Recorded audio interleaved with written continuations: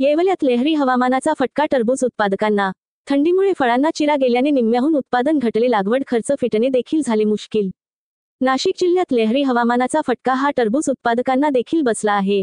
येवला तालुक्यातील धामणगाव या ठिकाणी कधी कडाक्याची थंडी तर कधी पडणारे ऊन यामुळे टरबूज फळांना चिरा गेल्या असून निम्म्याहून उत्पादन घटले आहे। त्यामुळे शेतकऱ्याला लागवड खर्च देखील फिटणे आता मुश्किल झाले आहे।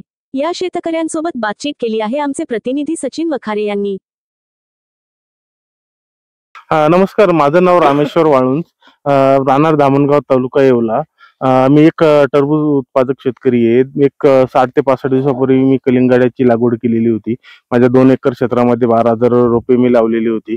परंतु सतत कधी अचानक पडणारा पाऊस आणि अचानक वाढणारे टेम्परेचर, कधी एकदम टेम्परेचर खाली जातं, त्यामुळे माझ्या टरबूजाच्या वाढीला मोठ्या प्रमाणात नुकसान झालेली आहे। माझं अपेक्षित उत्पन्न 40 ते 45 टन येत होतं, परंतु यावर्षी 20 टनापेक्षा सुद्धा कमी आलेले आहे।